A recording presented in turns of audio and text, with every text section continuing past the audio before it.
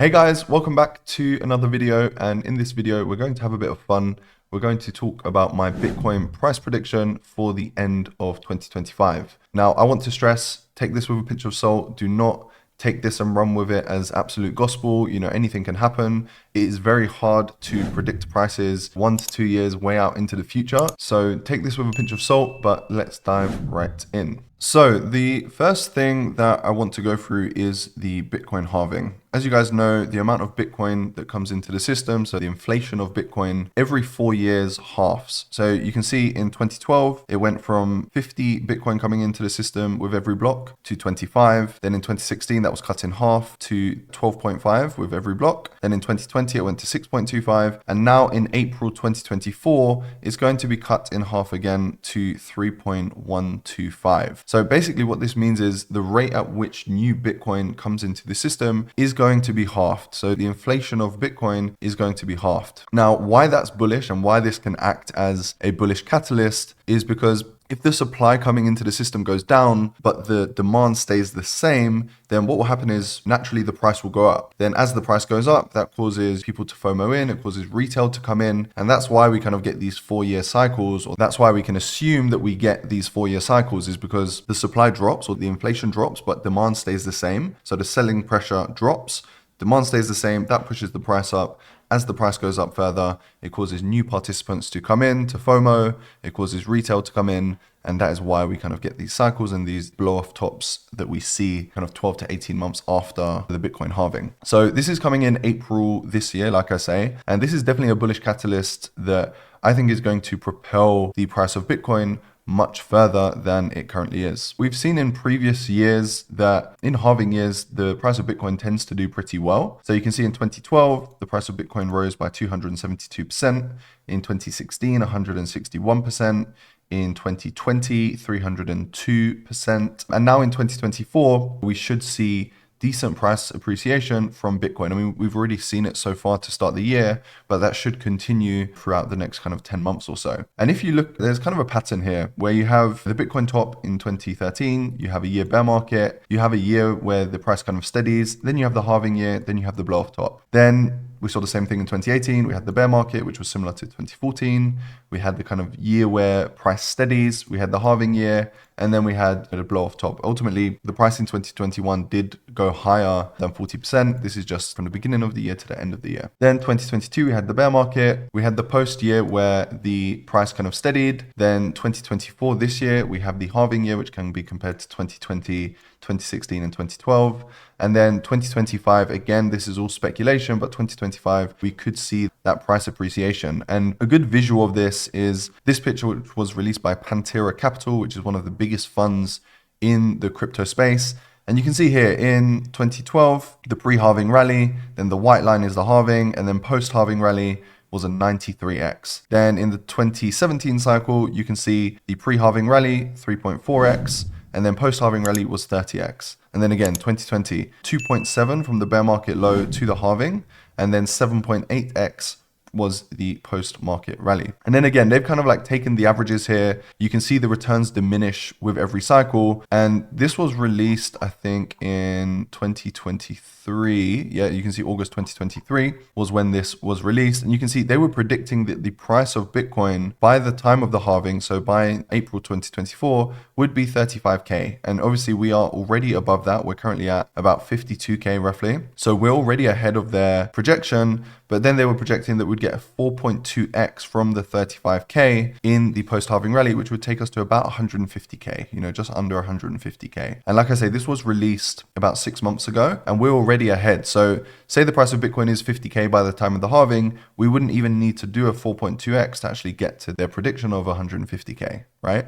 So this is a nice visual to kind of show you what kind of happens before the halving generally and what kind of happens after the halving. Now, this cycle is slightly different because we've now got the Bitcoin spot ETFs. I've spoken about the spot ETFs in quite a lot of depth on social media in the Crypto Alpha Room, link in the description if you want access. But the spot ETFs are pretty bullish for Bitcoin, and you can see the total Bitcoin that has been scooped up by these spot ETFs. You know, generally we've been seeing net inflows. So GBTC, which is the grayscale Bitcoin, has been dumping a lot of spot Bitcoin, but it's been getting bought up by the rest of the spot ETFs that got approved a month or so ago. And you can see the total here. Now, yesterday, so today's the 22nd of February, yesterday was the 21st, you can see there were actually negative outflows. And this was mainly due to DCG dumping. And this will probably go on for another 5 days where we see this increased kind of dumping of spot Bitcoin. But after the next kind of week or so, that should start to slow down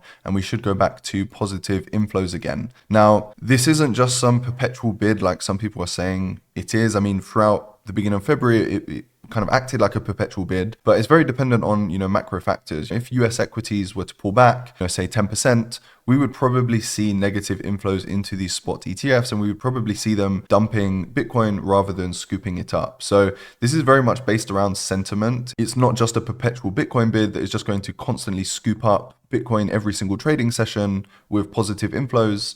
Although I do believe that throughout the course of this year, we probably will see more positive inflows than we see negative inflows, but it is not some holy grail perpetual bid that's just going to send Bitcoin to infinity, right? You need to understand it is very much based around sentiment. There will be peaks and troughs, but at the moment, throughout the beginning of February, we saw a lot of spot Bitcoin scooped up. And what can happen is, especially when Bitcoin breaks all-time high and people start to FOMO in, these ETFs could really start to scoop up a lot of Bitcoin and we could start to see some huge days where Bitcoin is getting scooped up from these ETFs. So ultimately, I think this is bullish as long as the narrative around Bitcoin and as long as US equities are doing well, which I think they will. I think this is a bullish catalyst that can help get Bitcoin past its all-time high and potentially to much higher valuations. Now, the Bitcoin network continues to get stronger. And again, this is a bullish catalyst. It's not directly correlated with price, as you can see, but it's what you want to see. You want to see the Bitcoin network getting stronger year on year just to help support the price, to help support the network. The stronger the network is, the easier it is to justify these kind of higher valuations. Now, another thing that I've been speaking about quite a bit is the fact that we're in election year, right? 2024 is election year and every halving year pretty much correlates with election year. Now, during election year, US equities tend to do pretty well. So risk tends to do pretty well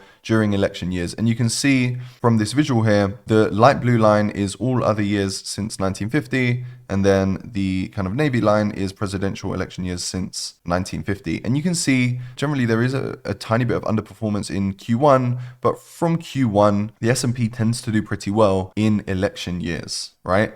And if the S&P does well, generally that's good for risk. It generally means the NASDAQ will do well. If the NASDAQ is doing well, which is, tech, then we can make an educated guess to say that Bitcoin and crypto will do well. So the fact that this is an election year, I think is incredibly bullish, not just for markets, but also for crypto. I think crypto is going to do exceptionally well this year and into 2025.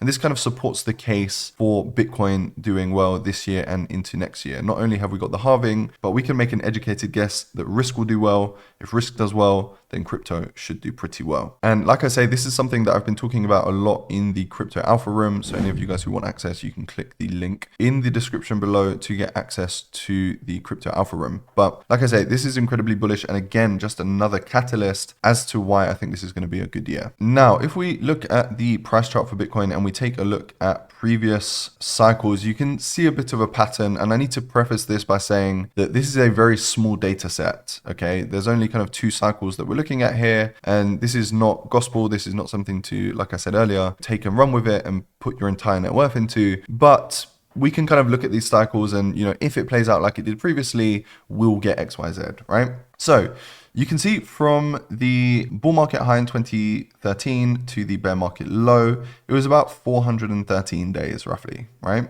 Then from the bear market low to the bull market high in 2017, it was about 1,064 days. Then from the 2017 high to the bear market low was 364 days. And then from that bear market low to the bull market high was 1,064 days. So exactly the same as this cycle, from this bear market low to this bear market high, from this bear market low to this bull market high was 1,064 days.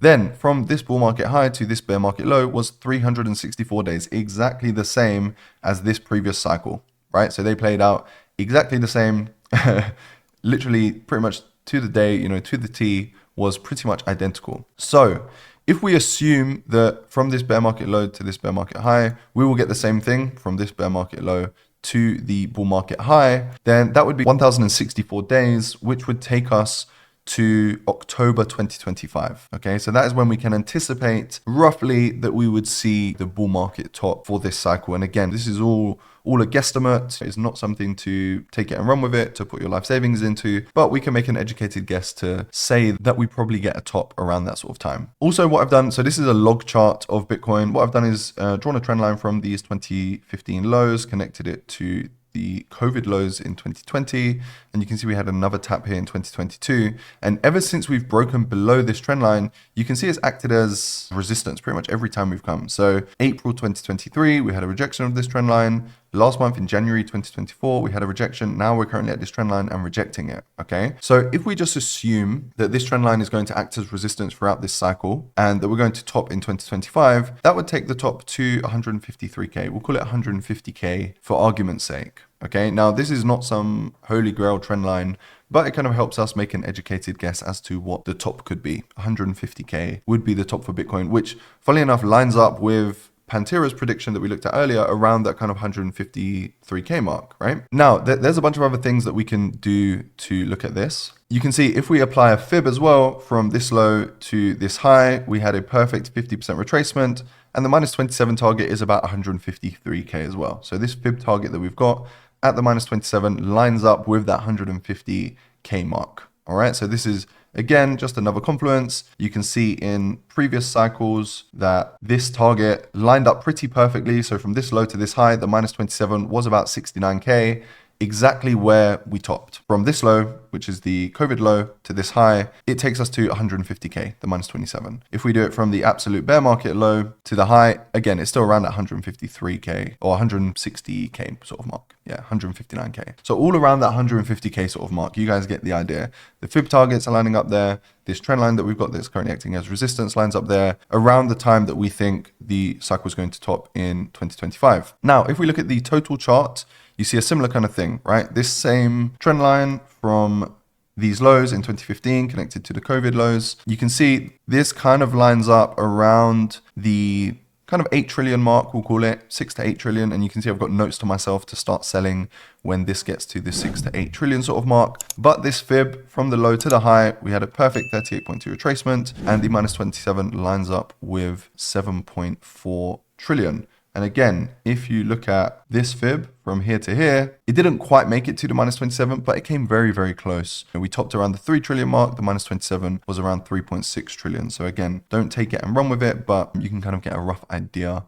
as to what can happen and kind of rough targets. So even if we don't make it to the 7.4 trillion mark, even if we make it to the 6 trillion mark, it's likely that Bitcoin dominance will be around 50%, roughly speaking, which means that Bitcoin could still hit that 150K mark, even if the total market cap doesn't get to the 7.4, even if it just gets to, say, the 6 trillion mark. But somewhere around this kind of 6 to 8, maybe 9 trillion mark is where I think we could see a top in the crypto market cap. Now, another thing that I want to look at is Bitcoin against gold. Right? So you can see currently Bitcoin is a $1 trillion market cap. The market cap of Microsoft is about 3 trillion. Okay, so if Bitcoin was to get to 150K, it would be about 3 trillion. So it'd roughly be the market cap that Microsoft, so just one company, just one stock, is now. So is it unreasonable to think that Bitcoin can get there? I would say not, right? But if you look at the market cap of gold, the market cap of gold is 13.7 trillion. We're basically saying that the crypto market cap could be half of the market cap. So the total crypto market cap could be half of the market cap of gold currently, around that kind of 6 to 7 trillion sort of mark, right? But if we look at Bitcoin against gold, this chart here, this is Bitcoin against gold. And you can see generally over time, Bitcoin is trending up against gold. 1 ounce of gold times 25 gives you the price of Bitcoin. What I'm thinking and what I'm anticipating is that Bitcoin will get to this minus 27. So you can see in this bull market, we had this perfect 50% retracement, and I'm anticipating that we will get a run of this minus 27 to take the Bitcoin to gold ratio to that 77 mark, okay? And if we work on the basis that the price of gold is similar to what it is today, around $2,000 an ounce, and the Bitcoin gold ratio gets to this 77 mark, then that would take Bitcoin to around that 150K sort of mark and around that $3 trillion sort of market cap, which would bring it on par with Microsoft and, much closer to gold. So there's a lot of confluences here. There's a lot of reasons why I think Bitcoin can get to that 150K mark, right? A lot of the charts are kind of saying that we can get there. This chart, Bitcoin against gold, if we fulfill this fib target at the -27 and gold stays the same, would take us to about 150K. This chart here, based on previous cycles, based on returns, like the average returns or the diminishing returns that Pantera showed, could take us to 150K. This total chart looks like we can get a run of maybe 6 to 8 trillion, which would easily take Bitcoin to the 150K sort of mark. So again, take it with a pinch of salt, but my prediction for the end of 2025 is that Bitcoin will be around the 150K mark, or rather the cycle top for Bitcoin this cycle will be around the 150K sort of mark. And like I say, there's a lot of reasons to believe that we can get there. This is just a bit of fun. Anything can happen. In the last cycle, I made a prediction in early 2020 that Bitcoin would hit 100K. Obviously, I was wrong, right? So I can be wrong. This is not some holy grail prediction that's definitely going to come true. My prediction on Ethereum was correct. We went to just over 4K for ETH, and then XRP again was wrong, but I think that was down to the lawsuit from the SEC suing Ripple. I think if that didn't happen, XRP probably would have gone to $4, but nevertheless, it was still wrong, and the Bitcoin prediction was wrong, but ETH was right. So again, like I say, this is all a bit of fun, but I do think that we can get 150K Bitcoin based on the reasons that I've said. There's a bunch of other reasons, but these are kind of like the main reasons from the chart kind of perspective that I think Bitcoin can get to 150K in 2025. So that's it for this video. Make sure you join the free Telegram in the description below. Also, if you want access to my portfolio, all of the trades that I'm taking, not just me, but the other analysts in the Crypto Alpha Room, make sure you join the Crypto Alpha Room below, and I'll see you all in the next video. Take care, guys.